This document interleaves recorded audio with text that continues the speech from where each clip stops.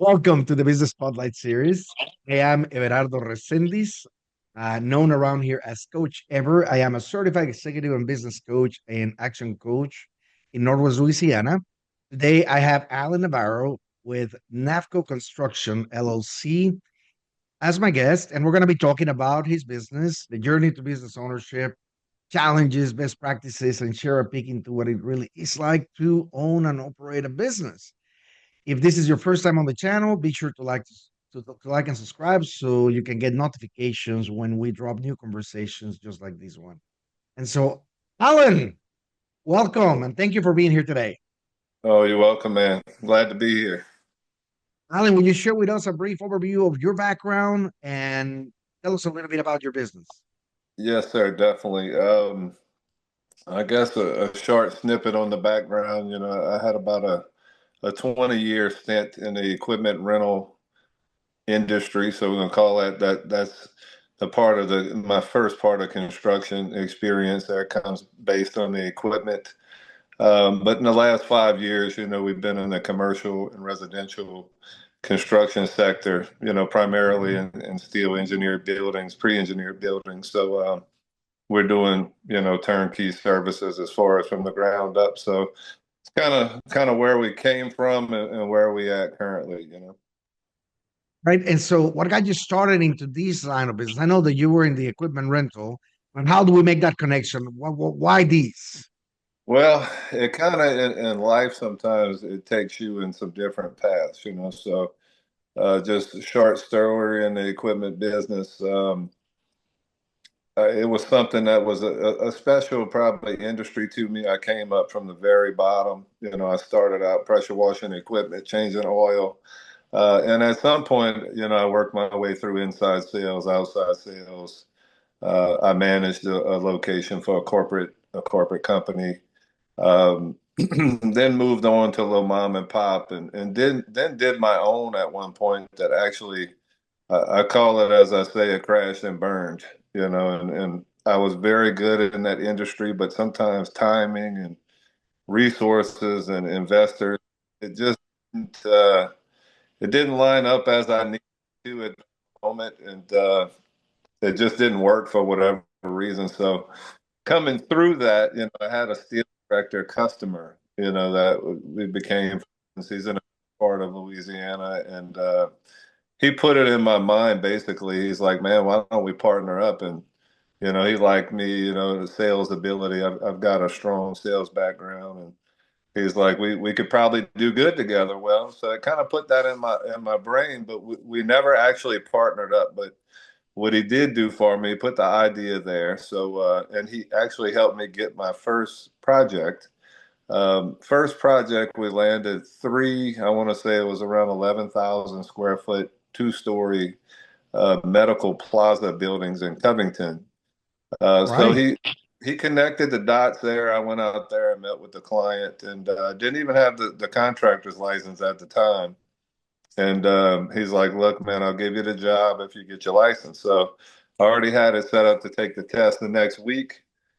Went, took the test, failed by two questions, scheduled it for the very next week, went back again, passed the test, went to sign the contracts, and here we are. So it just sometimes one door shuts, especially in the industry, because in the corporate rental world, as a salesman, I went into sales and the management, back into sales.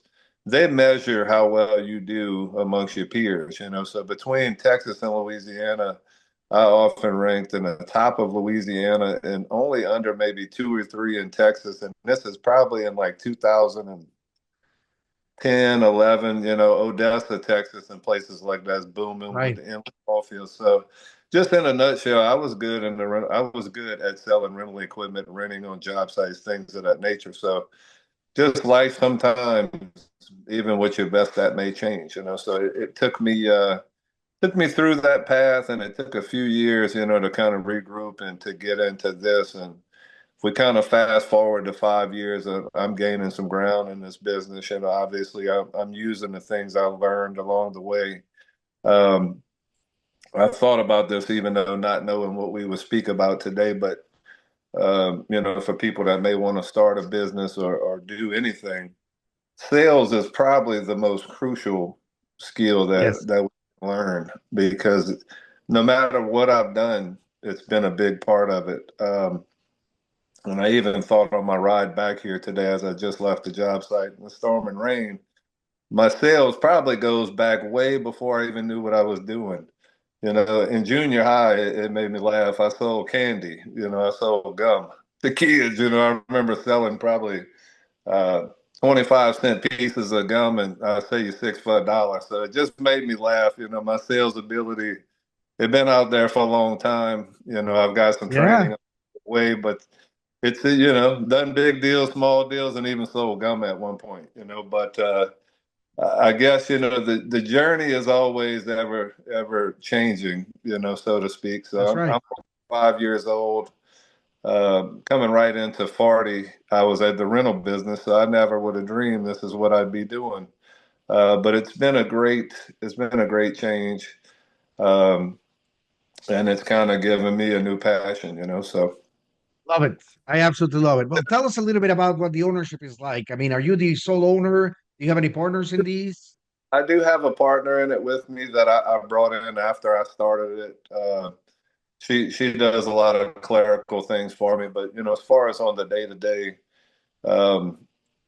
operation and as far as hands on with the clients and with the guys in the field. And, even at times I've been the person in the field as well.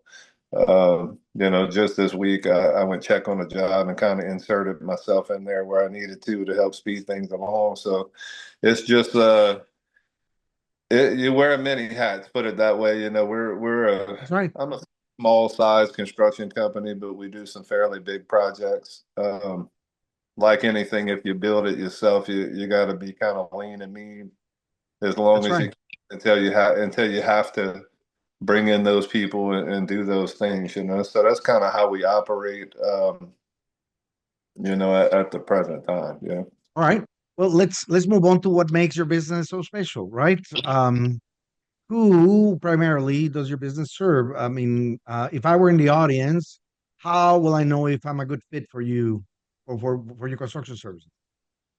If you have a need, I would say for any form of metal building, you would be a potential client, whether it's a commercial uh, building. A lot of times we're seeing these even strip malls. It could be hardware stores. It could be a bank.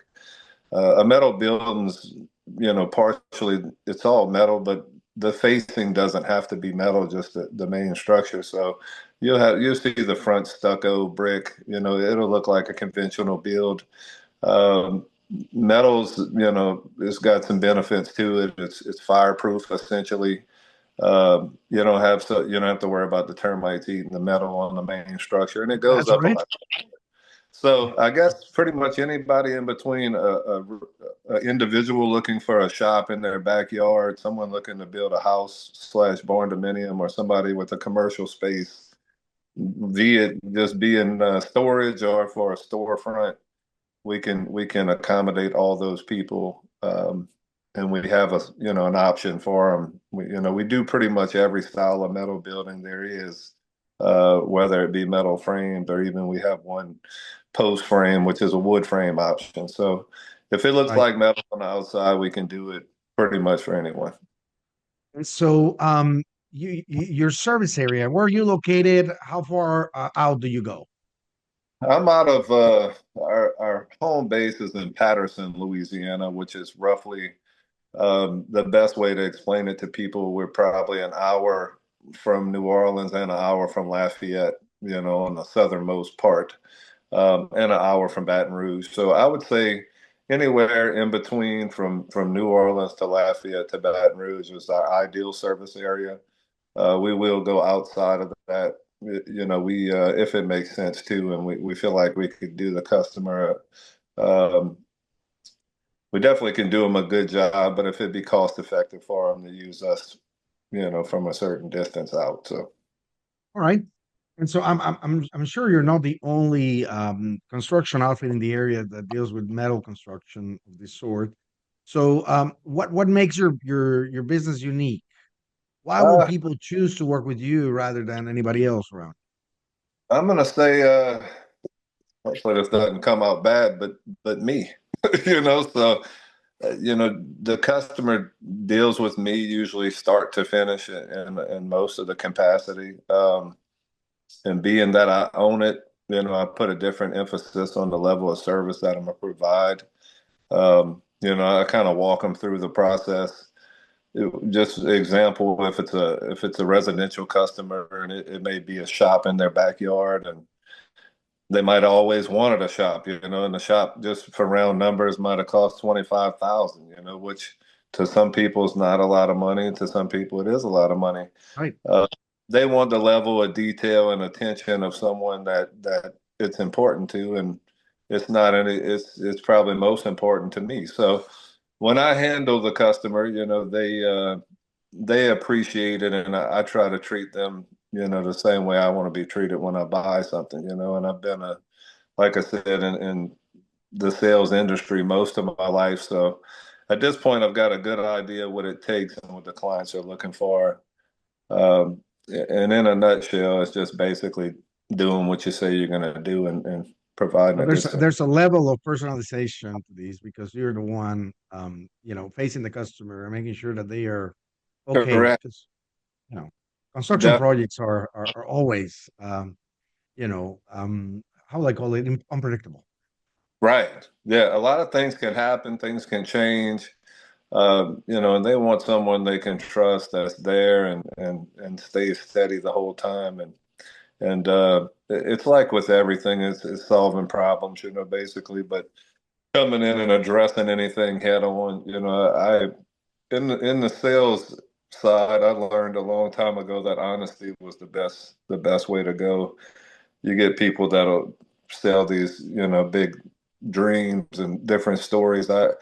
I go with pretty much a straightforward approach. It's kind of like a under promise and over deliver type of scenario, and it's always worked well for me.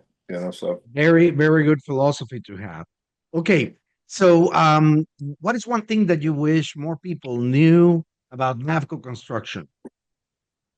I guess being we're only about 5 years in, some people don't know of us, right? I mean, we do we do some marketing. It's a lot of word of mouth. So I guess if more people knew the service that we provide, we come across some projects at times that, if the person knew we existed, we would have been able to help them, but just trying to get out there and, continually spread the word and increase the business.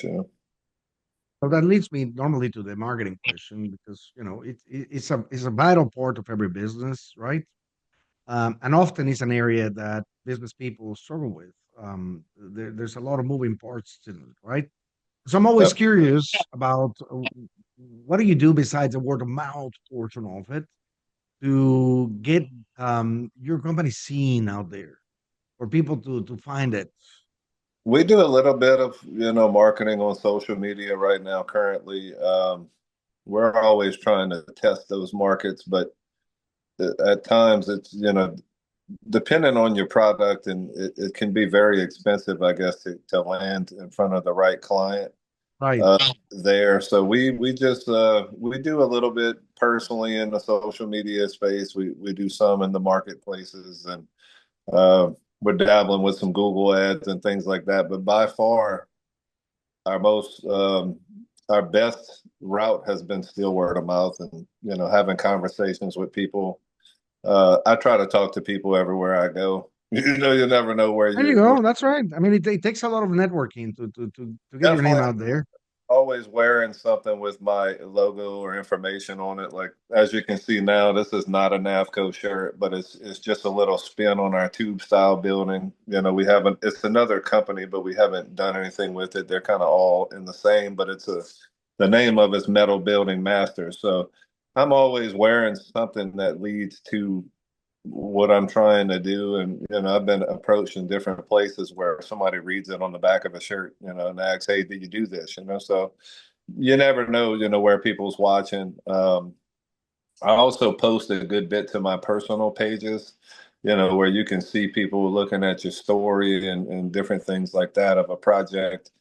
Most people don't even like the project, but I've had jobs come from them where I know they look at it and then they're like, "Hey, man, I need a price on a metal building." They wind up selling that metal building and they never like it. They don't. You never know they liked it, but they come across the need. So it's just get in front of people one way or the other with your Right. product.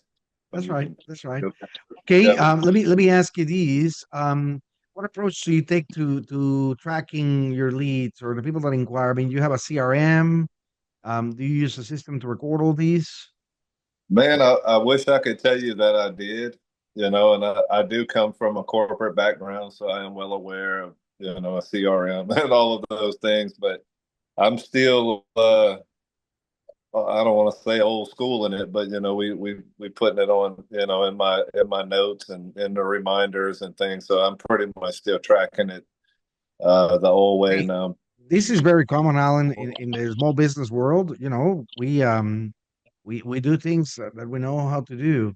The only Right. reason we ask these sort of things is because at the end of the day, as your business grows, there will be a need to keep all that information where you can reach it when you need it. Right. Well, the crazy thing is I already have programs now that have, our accounting software, I believe, has one. I have one metal building designer that has one, so I have them there. It's just not utilizing it, but they are a No, good tool, put it yeah, that way. yeah, absolutely. I will recommend anybody that is in business, even if you're small, to have a good mechanism to track who's making inquiries with you, where they are at any step of the process, right? And if possible, even have the next point of contact, right? Like when do we get together again? And so Yes. we spent some time already on this part of the setup of the business and some of the practices that you have. I'd love to take a step back into the journey a little bit more. So, starting a business, growing it, like you explained, it's a contact sport, and it's a source of a lot of enthusiasm and anxiety at the same time. Um, so as you look at this journey, right, what has been the most memorable roadblock or hurdle that you were challenged with that you were forced to overcome?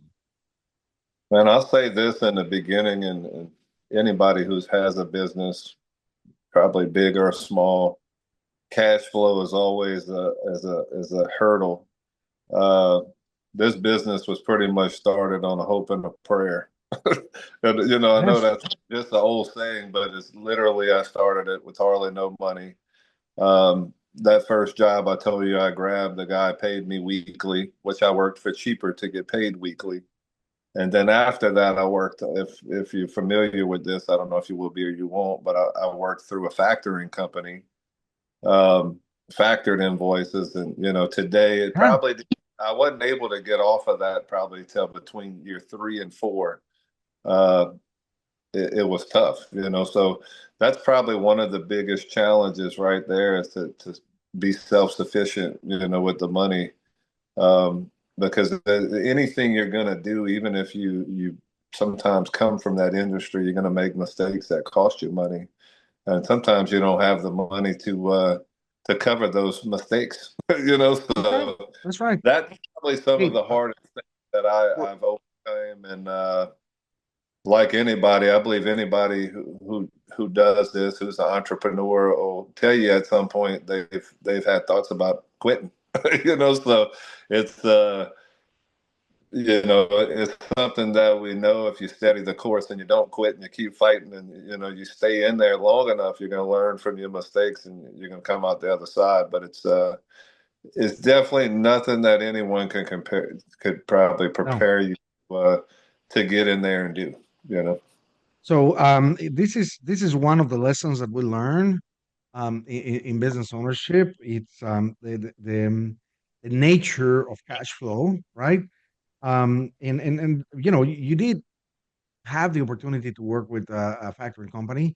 And for those people who don't know, that basically is that you give your invoices to another company that will fund a good portion of that. They'll make a percentage on that, but then you'll have access to the money that you need from any job that you do. instead of waiting for the customer to come back and pay you for them. And Correct. so it does have a cost, right? And Yeah. so in your estimating process, you have to account for that if you're using that. But yeah, I get it, and again, I don't think that there's a business owner out there that hasn't had that race against cash flow at Yeah. some point, And it because kind of makes, if you go that factoring route, you're working with a lower profit margin if you can't build it into your price, and a lot that's of right, times, I can remember back when I started, like I didn't come from this industry. I came from rental equipment. So I knew my rental rates. If you asked me how much a forklift went for a month, I could spit that out like nothing. You asked me what was my square foot price or anything to do with what I was doing, I had to work at it, and I learned through messing up. Which is the really the way we do it, unless you work for someone in a business doing that and learn it the other way. So the one business I learned that way didn't work out for me. So this one, I've made some costly mistakes. And some at times you think, man, how am I going to survive this? But keep working and just stay all at right. it. It is all part of it. So now you're here. You've had success with what you do. Where do you see your business going in the next 3 to 5 years? Man, it's going to continue to evolve, and I can kind of see it from the beginning. We started out doing more subcontractor work. Now we've kind of evolved into doing more, not your big huge projects you see with the big, I'm gonna call major general contractors doing.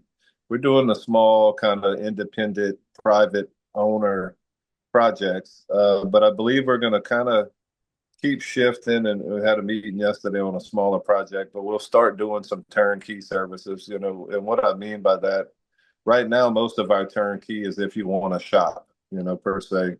We'll come in and do it from the ground up, but it doesn't have a lot of interior build out in it and things of that nature. So that looks like where we'll probably continue to do some of the projects like we're doing, both commercial and residential, and we'll be offering, a full turnkey service, on a smaller scale than the big guys.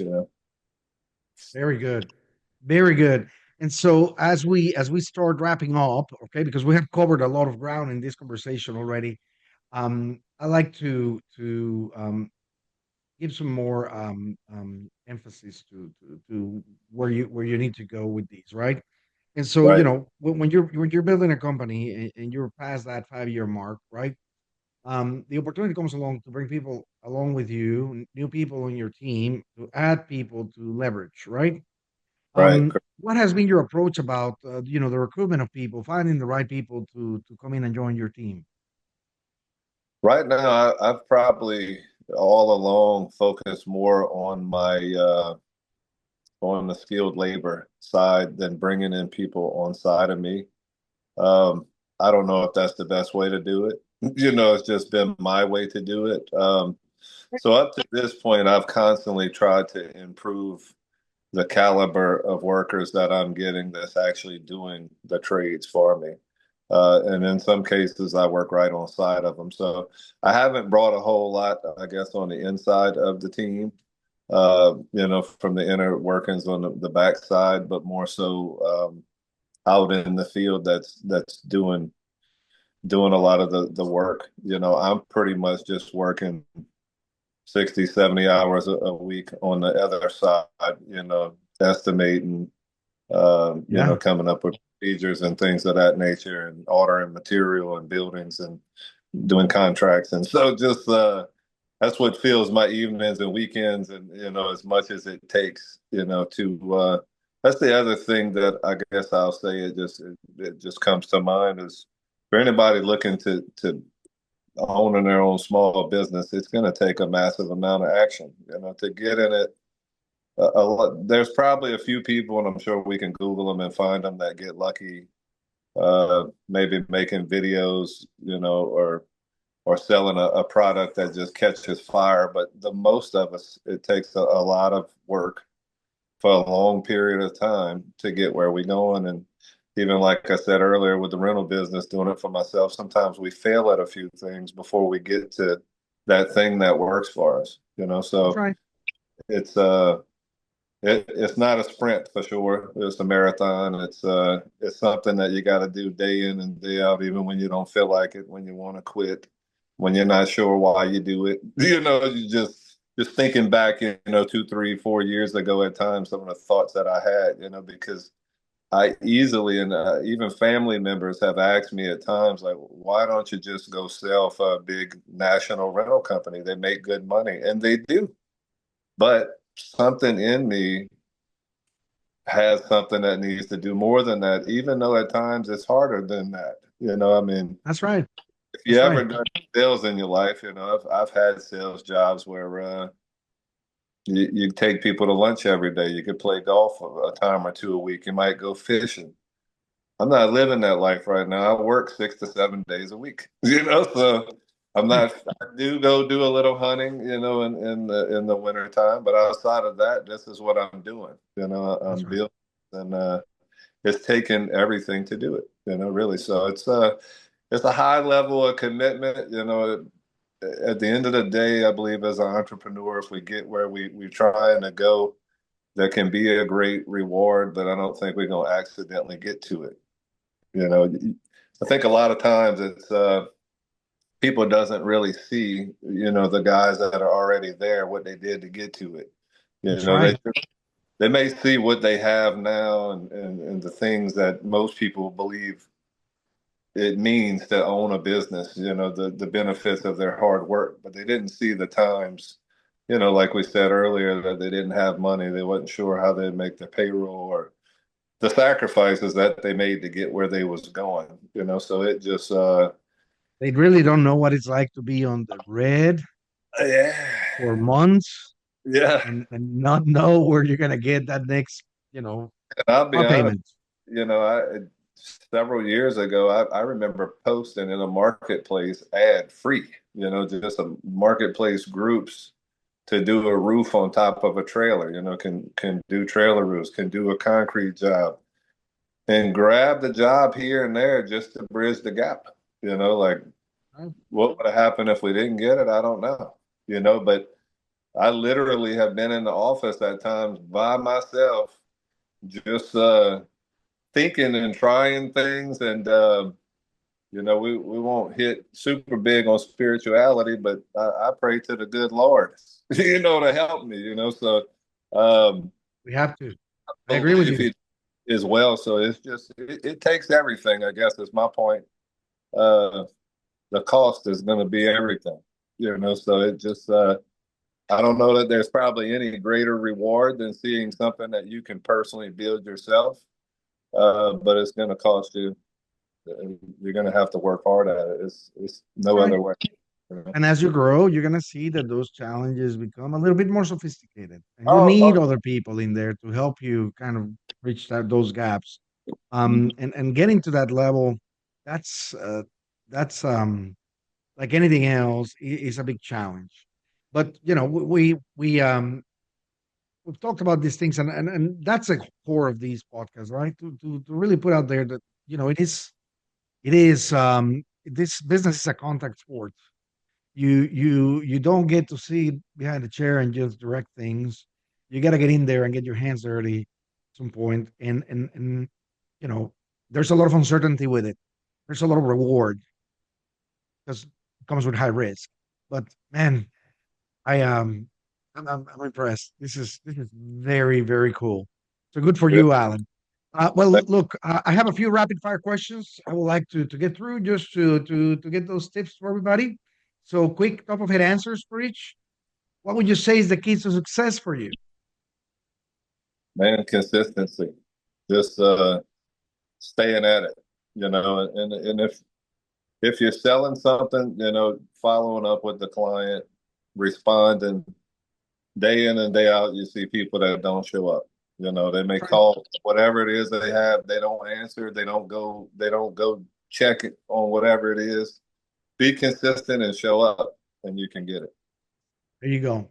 What is one piece of advice for other business owners? Man, I would say try to find some people that you maybe can pattern yourself after. I try to listen to podcasts with different people that are successful, um, and really try to mimic that the best that I can. You know, Love it. It truly is a process of self-development to get through to the next stage. What is one book that you're reading now or you have read that you will tell everybody they need to get their hands on? man, that's a pretty good question. One, I guess first, and I'm gonna name the best book on earth. Probably it's got to be the Bible.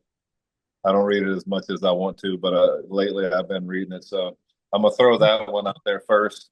Um, the other one, I'm trying to think of the name of it right now, but it's I don't know if you heard of Andrew Frisella. He's got a book. I can't think of what it is. It's basically it's not coming to my brain right now the name of it, but it goes along with like his Live Hard, different programs. It's a mindset book basically. Of how to be in the right mindset to do I'll ask what a our business. team to look it up and check with you to see if that's the book that you're talking about. Okay. All right. If you have to choose only one area of your business that you could immediately improve tomorrow, what would that be? It probably would be in the marketing. The marketing Of side? I guess no, yeah, in which directions, digitally that probably work or the fastest path there. Like I said, we do the best with word of mouth, and if I can, I've always thought this: if you can get in front of the customer, it doesn't matter what business it's in, your ratio of closing is a lot better. So it's getting that client to that point because obviously we sell a building, sell a construction project. Just from the first click of them looking at you, you're not getting the project. It takes time. You got to figure out what it is, what they need. So I would say if maybe some strength in the digital marketing area. For sure. Very good. And so, for those people who are watching, I highly encourage you to save these and come back a few times for an additional watch. There's a lot of great nuggets here.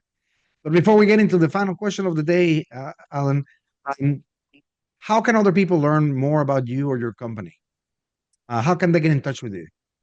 I got you. We company wise, we do have a website which is navcoconstruct.com. Um, I'm on several different social medias.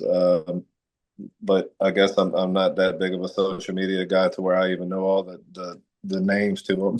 So, but pretty Yep. much our business side is all under Navco Construction or Navco Construct. Okay. Um, They can also as find far you in as that LinkedIn. goes. Correct. I'm on there as well. Very good. And so, the final question is regarding, where your head is at this point. You've gone through all these, ups and downs. You're in a good place. What do you find is most inspiring for you today or nowadays? Man, I guess when I look back on it, it's just the journey and then seeing how far I can actually go with it. I mean, in the beginning, you start something and just in hopes to survive. And, your thoughts of what you'll have when you start it, you have really no way to know if you're not from that industry or in my case. So I guess just to see what, obviously, I think with most people in a business, we're trying to leave a legacy here. I'm trying to leave Navco Construction to survive past me. Um, I know a lot of the buildings we put up to this point will survive past me. They all will, because they were constructed and done the right way. But just to build something that can last past my life, I think is pretty cool. So that's what we're trying to do. That's what I aspire to do.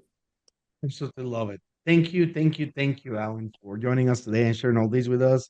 Um, Thank you to the audience for watching and sharing. You never know who you might inspire by having them listen to this interview. And so I appreciate your time today, and I look forward to seeing you again sometime soon, right? Make it a great Yeah, day. Until definitely. next time.